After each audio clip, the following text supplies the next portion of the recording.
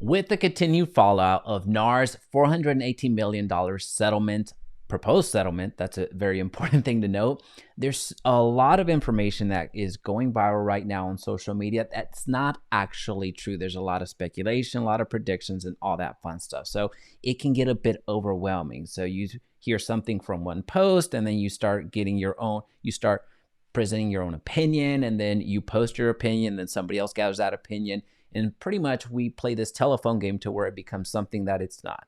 So we're going to look at what's actually changed in terms from a practical perspective. So we're going to get right into what we're expecting here by July 2024, which, by the way, July 2024, that's when we expect some of these changes to occur.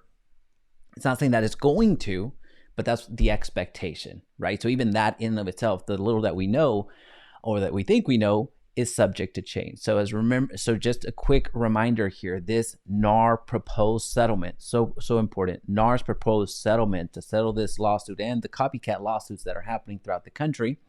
It's just that, it's a proposed settlement. It's gonna take months in order for this to continue to get approved, and or there's gonna be some things that could change along the way with opt-outs from plaintiffs or just some plaintiff pushbacks on some objections that they might have. And also, of course, the court needs to approve. So there's some things that are going to happen between now and July when we expect a good amount of these changes to actually take effect. So we're actually just going to speak on the changes. It's not going to be a long video at all. So that's all we're going to look at. We're not going to make predictions. We're not going to really read in between and get into all this other, once this domino falls, this other domino is going to fall. We're just going to get straight to what's going to change for us come when we start working with clients, or you should be working with clients right now, but as we're working with clients, things that we need to really be prepared for from the way that we present ourselves with buyers on buyer appointments, and also on the listing side as well. Because simply because you're taking a listing doesn't mean that you're not going to have to discuss this, right? So just from the time that this news came out, I've received so many texts from past clients, from current clients, and I just did my cryotherapy session, and the lady that freezes me, so essentially the person that's there while I'm going through that, while I'm in the chamber, as they talk to you while you're in there for the 3 minutes, she brought it up. So this is something that you're gonna have to need to address to your clients, and also it's going to impact the way that you do business. But the very first thing that has changed in regards to this is the compensation offers have been moved off the MLS. So the conversation of commission per se, that is not going to be a blanketed offer basically of compensation to the buyer's agent, is no longer going to be on the MLS. So whenever you log into the MLS and you see what is being offered to the buyer's agent, and you're used to seeing a certain percentage regardless of what it is, 1, 2, 3, 4, 5, a million, whatever that percentage is, that's no longer going to be the case. So that's going to be moved basically off platform. So that's how it's going to be transmitted, if you will, how that presentation is going to be done. It's yet to be seen. So I've seen some different opinions that we'll get into in the near future. But again, what it's important to note is that the conversation of compensation, it's going to be basically off platform there. It doesn't mean, here's the important part, it doesn't mean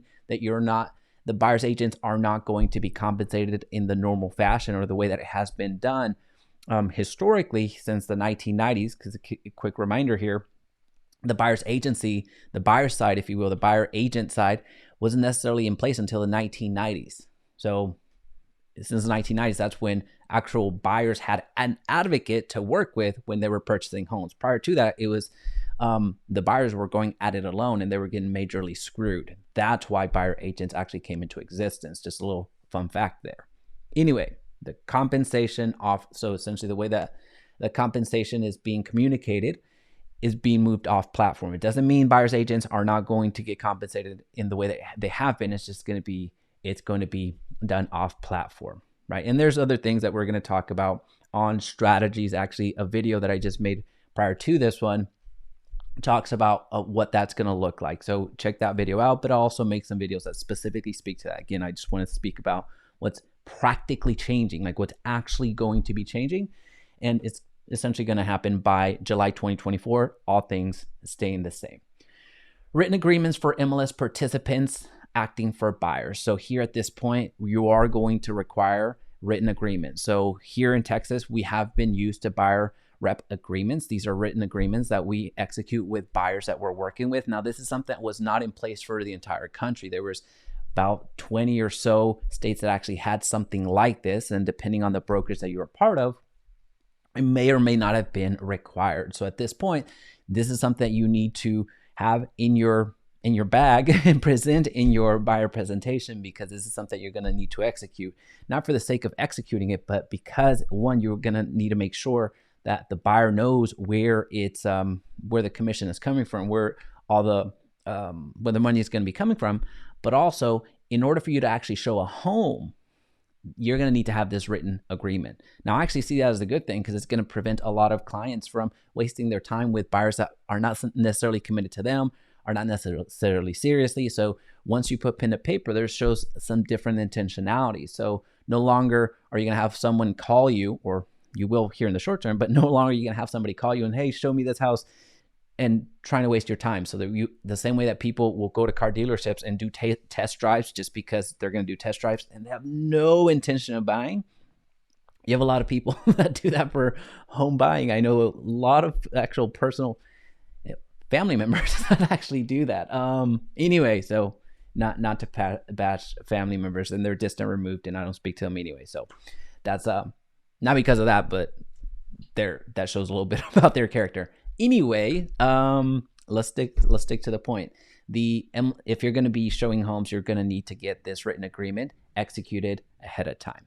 Now, the third thing that I want to share with you is that although this is targeted for July 2024, things are subject to change. So NAR, in good faith, if you will, they're looking to make these changes ASAP, right? So with this settlement, there's that whole, you announce these changes, this is what you're going to be doing. So the quicker that we can implement these changes, the higher likelihood that this process is going to actually get wrapped up very quickly, and we can get into our new norm a lot faster. So by July 2024, we expect these changes to actually be into effect fully. So there is some time for the states to adjust, the associations to adjust, your brokerages to adjust, you to adjust. There is some time, but there's not a ton. So the way that you've been doing business, regardless of how clean and perfect and fantastic you've been doing it, it is going to change, because it's not just you in this transaction, regardless of how perfect of an agent you may or may not be. You're dealing with the other agent as well. You're dealing with another party as well, from the buying side and the selling side. Again, simply because we've been speaking about buyers agents all of this time, and specifically with this commission suit, doesn't mean that it just impacts buyers agents. This affects you from the listing side, not because, again, you're dealing with buyers agents, but also your clients that you end up helping sell. Well, now they're going to turn around and buy, right? You're not going to leave them homeless when you sell that home. So you're going to be the person, ideally, you're going to be that person that helps them purchase as well. But anyway, I want to make this very brief video, just really address what is actually changing, so we understood things that we can actually focus on right now rather than the predictions. So the predictions, I'll make another video of what I think where this is going to ultimately go. I'll drop that video here later on today. But outside of that, let me know if you have any questions. Let me know in the comment section down below. And also, don't forget to subscribe, because this is going to be the channel that you're going to come to and actually get real information, as opposed to the hype and a lot of crap that just doesn't make sense. Anyway, thanks so much. I'll see you on the next one.